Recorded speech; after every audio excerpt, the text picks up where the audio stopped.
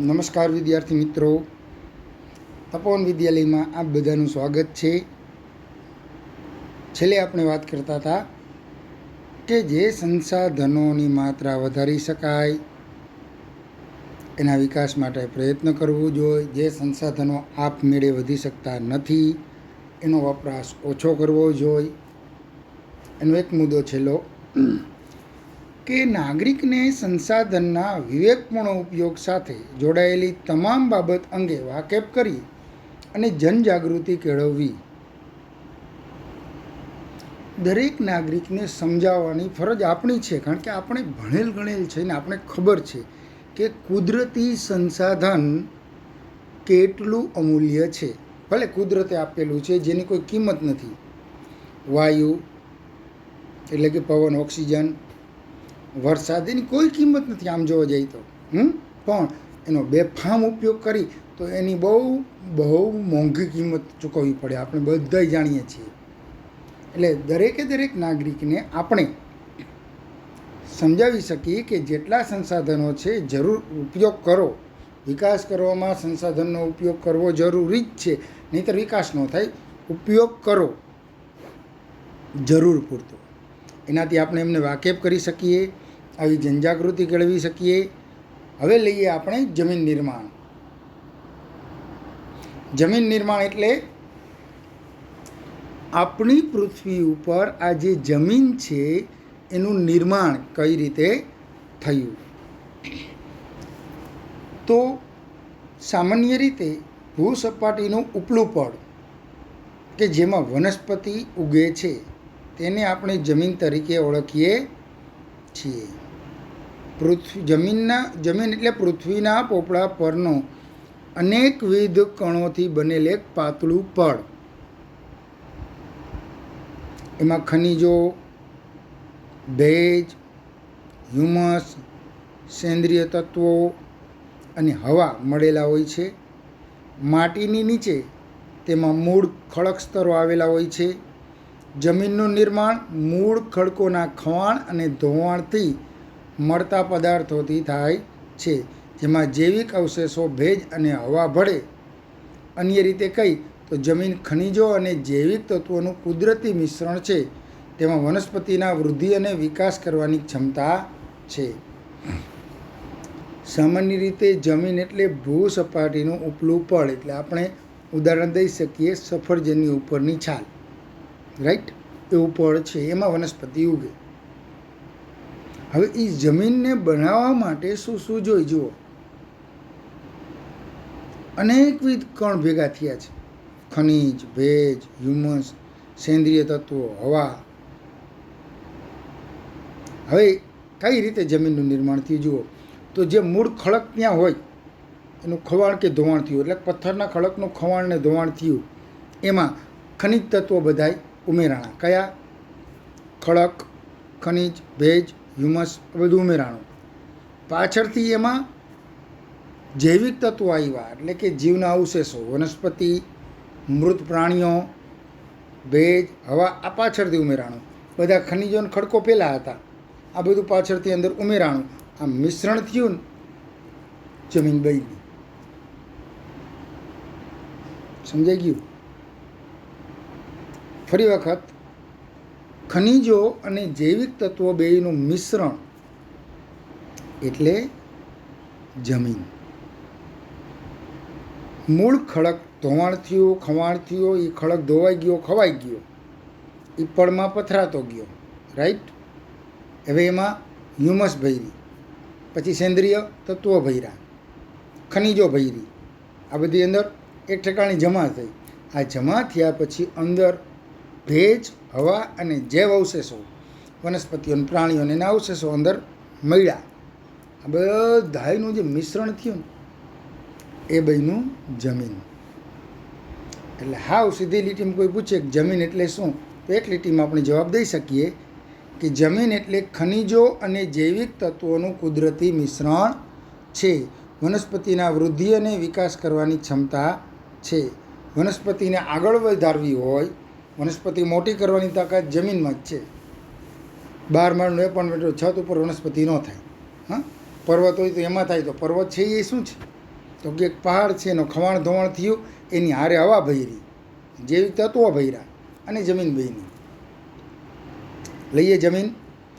પૃથ્વીના પોપડાની સૌથી ઉપરની સપાટી કે પડ કે જેને આપણે જમીન કહીએ છીએ, તેમાં વનસ્પતિના વૃદ્ધિ અને વિકાસ માટે જરૂરી એવા ખનિજ દ્રવ્યો, જૈવિક દ્રવ્યો આવેલા હોય છે. આગળ વાત કરી, ઉપરની પાતળી પટ્ટી, સેન્ડવિચના બ્રેડની ઉપરની પટ્ટી કેવી ગઠી જાડી હોય, આમ મડો તો આપણે એમ લાગે કાયદેસર, વચ્ચેનો ભાગ જાળીવાળો એકદમ પોચો હોય, ઉપર એકદમ સખત હોય. બસ આ જ રીતે જમીનનો ભાગ હોય.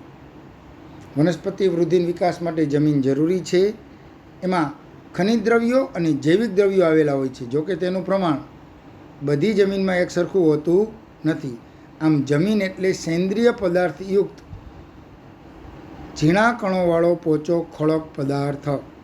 જમીન એટલે પોચો એકદમ ને ઓલા કાણાવાળો તમે પથ્થર દરિયા કિનારે ક્યાં ગયા હોય તો જોયો હોય તો, સેન્દ્રિય પદાર્થયુક્ત ઝીણા ઝીણા ઝીણા ઝીણા ઝીણા કાણાવાળો એક પોચો ખડક પદાર્થ, અર્થાત ભૂપૃષ્ઠ પરના માતૃખડક અને વનસ્પતિ દ્રવ્યોની મિશ્રણથી બનતા અસંગઠિત પદાર્થોનું પડ કે સપાટીનું મૂળ ખડકોના ઘસારણ અને ધોવાણના પરિબળોને તોડી એનો બારીક ભૂકો બનાવે.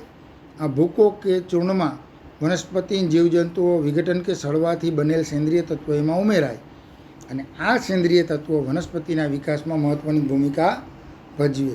આગળ વાત કરીને ફરીવાર વાત કરી દઉં કે પથ્થરનું ખવાડ ધોવાણ થયું, ભૂકો થઈ ગયો, એ ભૂકામાં વનસ્પતિઓ, જીવસૃષ્ટિ બધી ભળી. હવે જે ખડક છે ને, ખડક એનામાં વનસ્પતિને આગળ વધારવાની તાકાત નથી, પણ આમાં છે. આ શું છે? જૈવિક તત્વો, પ્રાણીઓ, વનસ્પતિના અવશેષો. આમાં વનસ્પતિનો વિકાસ અને વૃદ્ધિ કરવાની તાકાત છે, પણ આની યારે મળે તો, આની યારે મળી ગયું એટલે પડ બંધાઈ ગયું. આ એકલું તો પડ બાંધી નથી શકતું, એકલું પડ બાંધી શકતું નથી. આ બે ભેગા થયા ને એક સરસ પડ બન્યું. આ પડનું નામ જમીન. નહીંતર તો ખાલી જમીન એટલે કે એક ઝીણા કાણાવાળો પથ્થર જ હતો. હવે કાણા બુર્યા કેવી રીતે? નહીંતર તો આપણી આખે આખી પૃથ્વી ચારણી જેવી હોય, પણ નથી. એનું કારણ આ બધા જૈવિક તત્વો અંદર ઉમેરાતા ગયા, એ કાણા બુરાતા ગયા અને એમાં સેન્દ્રિય તત્વોને કારણે વનસ્પતિનો વિકાસ થવા લાગ્યો. જમીન નિર્માણના સમયગાળાના સંદર્ભે જે આબોહવા અસર એટલી જ મહત્ત્વપૂર્ણ વ્યાપક હોય. આબોહવા પ્રદેશ વિભિન્ન પ્રકારના ખડકોમાંથી બનતી જમીન લાંબા સમયગાળે એક જ પ્રકારની હોય છે. એટલે કે એક જ પ્રકારના માતૃ ખડકોમાંથી ભિન્ન ભિન્ન આબોહવા બનનાર જમીન અલગ અલગ પ્રકારની હોય છે. જમીનના પ્રકારો તેના રંગ, આબોહવા, માતૃખડક, કણરચના, ફળદ્રુપતા આવી બધી બાબતને ધ્યાનમાં રાખીને અલગ પાડવામાં આવે છે.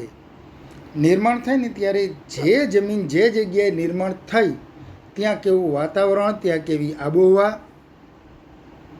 એની અસર ઉપર બધું આવે. મહત્વનું એ છે.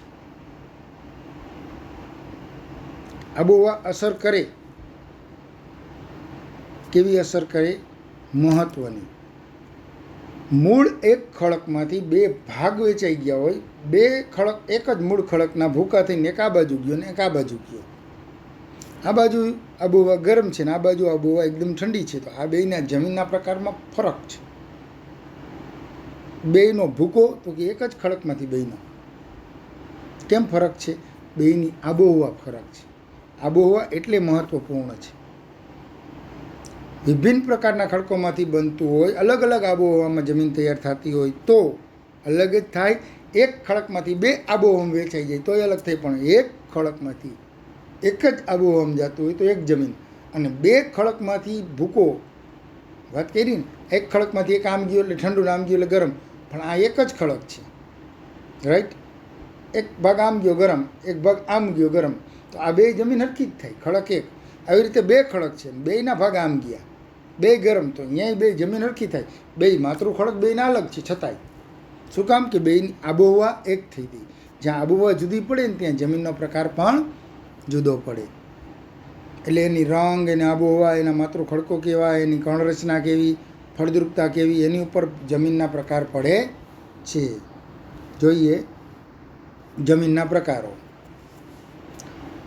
તો હાલમાં ભારતીય કૃષિ સંશોધન પરિષદ ICAR એના દ્વારા ભારતની જમીનને 8 પ્રકારમાં વહેંચવામાં આવી, જે પૈકી પર્વતીય જમીન, જંગલ પ્રકારની જમીન પર્વતીય ક્ષેત્રોમાં જુદી જુદી ઊંચાઈએ જોવા મળે છે. ટોટલ કેટલા પ્રકાર કર્યા? 8 જમીનોના પ્રકાર 8 કર્યા. કોને?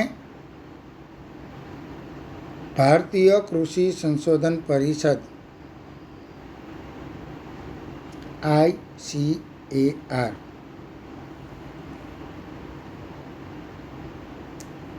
પહેલો પ્રકાર કાંપની જમીન, બીજો રાતી અથવા લાલની જમીન. રાતી અથવા લાલ જમીન એટલે એનો મૂળ ખડક કેવો હોય? તો કે લાલ. કાળી જમીન, લેટેરાઇટ જમીન, રણ પ્રકારની જમીન, પર્વતીય જમીન, જંગલ પ્રકારની જમીન, દલદલ કે પીટ પ્રકારની જમીન. સર્વપ્રથમ પહેલું લઈએ આપણે કાપની જમીન. કાપની જમીન આ પ્રકારની જમીન ભારતના કુલ ક્ષેત્રફળના લગભગ 43% ક્ષેત્રફળમાં ફેલાયેલી છે. એક માર્કનો પ્રશ્ન પૂછી લઈએ કે કાપની જમીન ભારતના કુલ ક્ષેત્રફળના કેટલા ટકા છે? યાદ રાખજો, 43%. પૂર્વમાં જો આ બાજુ નકશામાં તમે જોઈ શકો છો, મેતીમીમના ભૂતાન, ભૂતાનની બાજુમાં અરુણાચલ પ્રદેશમાં, પૂર્વમાં બ્રહ્મપુત્ર ખીણથી શરૂ કરી અને પશ્ચિમમાં સતલુજ સુધી નદીનું જે ઉત્તરનું મેદાન છે ને એ આખું કાપનું છે. એટલે કે પીળો પટ્ટો તમને જે નકશામાં દેખાય ને, આમાં પીળો પટ્ટો, પીળાશ પ્રકારનો પટ્ટો ઉપર પહેલા સંજ્ઞા સૂચિમાં લખ્યું જુઓ, એ આખો કાપનો છે.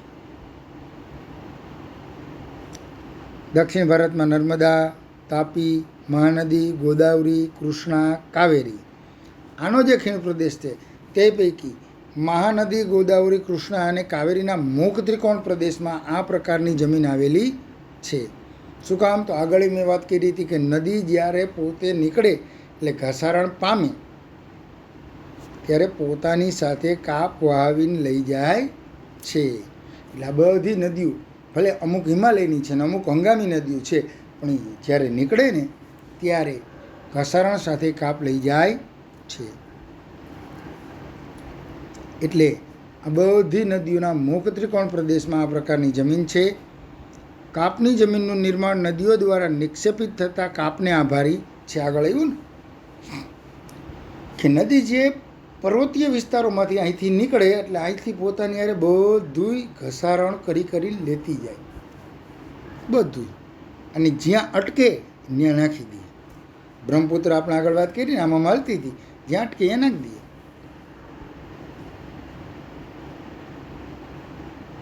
આવા જમીનમાં પોટાશ, ફોસ્ફરિક એસિડ અને ચૂનાનું પ્રમાણ વધારે જોવા મળે છે, જ્યારે નાઇટ્રોજન અને હ્યુમસની માત્રા ઓછા પ્રમાણમાં હોય. કાપની જમીન ખેતી માટે ખૂબ જ સારી, ખૂબ સારી. નાઇટ્રોજન તત્વ ઉમેરવા માટે આપણે એને અલગથી નાઇટ્રોજન નામનું તત્વ જમીનમાં નાખવું પડે, બાકી બધાય તત્વો એમાં છે. જુઓ, ખેતીને અનુરૂપ પોટાશ, ફોસ્ફરિક એસિડ, ચૂનાનું પ્રમાણ, ધુમ્મસ જે કહેવાય હ્યુમસ, એની એક ઓછી માત્રા અને એક નાઇટ્રોજનની. જમીનની અંદરની કણ રચનાનો એક ભાગ છે હ્યુમસ. આ જમીનમાં કઠોળ વર્ગના પાક લેવામાં આવે તો તેમાં નાઇટ્રોજનની સ્થિરતાનું પ્રમાણ વધારી શકાય. એ તમને 10મા પાઠમાં હું સમજાવીશ કે કઠોળના પાકમાં એક એવી વિશેષતા છે બાળકો, કઠોળનો જે છોડ હોય ને એ હવામાં રહેલો નાઇટ્રોજન એનું પાંદ ખેંચી લે. કઠોળના છોડનું પાંદ નાઇટ્રોજન ખેંચી અને કઠોળના છોડના મૂળિયાને આપે. મૂળિયું એ જમીનને આપી દે. એટલે હવાનો નાઇટ્રોજન ખેંચવા માટે કઠોળનો પાક ખૂબ સારો. આ પ્રકારની જમીનમાં ઘઉં, ચોખા, શેરડી, સણ, કપાસ, મકાઈ, તેલીબિયા વગેરે પાકો લેવામાં આવે છે. આગળ જોઈએ રાતી જમીન. શું કામ આવા પાકો લેવામાં આવે? તો કે એનું કારણ છે આ જમીન ખૂબ જ ફળદ્રુપ છે. એટલે જો તમને 8.2 એનો ફોટો જુઓ, તમે જોઈને જ કહી શકશો કે આ તો ઈંટું પાથર્યું એવું લાગે. ઈંટું કેમ લાલ હોય, એમ લાલ જમીન. તો હવે 5મા ધોરણના બાળકને આ ફોટો બતાવો અને પૂછો કે આ જમીનનું મૂળ ખડક કેવા રંગનો હશે, તરત જ કહી દે કે લાલ રંગનો. ઈંટો ઈંટ એને છોલીને અહીંયા ભેગી કરો, અહીંયા તો અહીંયા જે ભેગું થયું કેવો કલર થયું કે લાલ કલરનું. તો માની લો કે ઈંટ છે એ મૂળ ખડક છે ને અહીંયા જે આપણે ભેગું કર્યું એ આ જમીન છે, તો કેવી થાય? રાતી જમીન. રાતી અથવા લાલ જમીન ભારતના કુલ ક્ષેત્રફળના લગભગ 19% ક્ષેત્રફળમાં ફેલાયેલી છે. કાપની જમીન 43% અને રાતી જમીન 19%. દક્ષિણના દ્વીપકલ્પમાં તમિલનાડુથી માંડીને ઉત્તરમાં બુંદેલખંડ સુધી અને પૂર્વમાં રાજમહેલની ટેકરીઓની પશ્ચિમમાં કચ્છ સુધી તે વિસ્તરાયેલી છે. દક્ષિણમાં દ્વીપકલ્પ, દક્ષિણનો દ્વીપકલ્પ એટલે નીચે આમ જો ભારતનો નકશો આમ છે, જેની 1, 2 અને 3 બાજુ પાણી હોય એને દ્વીપકલ્પ કહેવાય. તો એ તમિલનાડુથી માંડીને ઉત્તરમાં બુંદેલખંડ યુપી ને એમપીની વચ્ચે અને પૂર્વમાં રાજમહેલની ટેકરીઓ. તો જોઈ શકો છો તમે આમાં રાતી જમીન નકશામાં પણ જ્યાં જ્યાં લાલ રંગ તમને દેખાય છે નકશામાં, બધી રાતી જમીન. અને ક્યાં કયું રાજ્ય છે તો તમે ઓલરેડી 9માં ભણી જ ગયા છો, રાઈટ. રાજસ્થાનમાં કેટલાક વિસ્તારમાં આ પ્રકારની જમીન જોવા મળે છે. આ જમીનમાં ફેરિક ઓક્સાઇડની હાજરીના કારણે તેનો રંગ લાલ છે. મૂળ ખડક એ કેવો છે એનો? ફેરિક ઓક્સાઇડવાળો. અને આ જમીનમાં કયું તત્વ હાજર છે? Ferric oxide. તથા તે નીચે જતા પીળા રંગમાં ફેરવાય છે.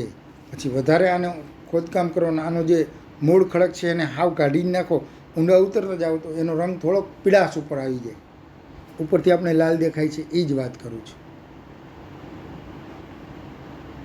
આ જમીનમાં ચૂનો, કાંકરા અને કાર્બોનેટ મળી આવતા નથી. ચૂનો કાપની જમીનમાં, કાંકરા આમાં ન હોય, એકદમ પોચી જમીન હોય.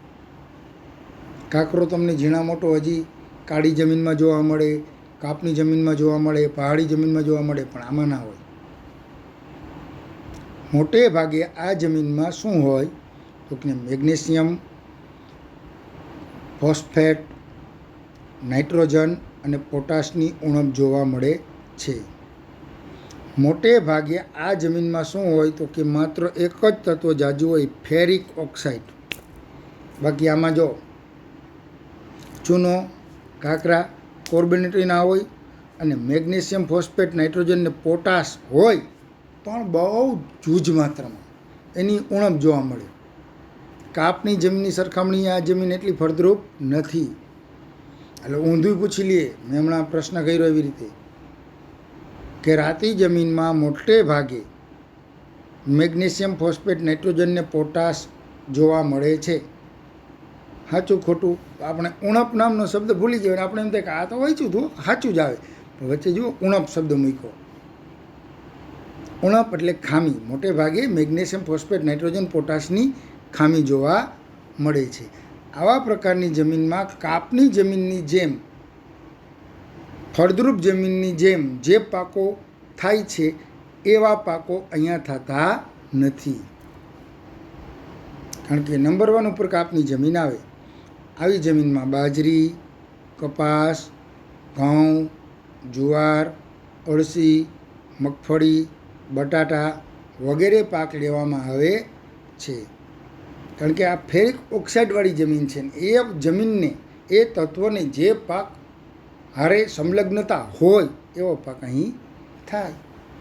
જય હિન્દ, જય ભારત, ધન્યવાદ.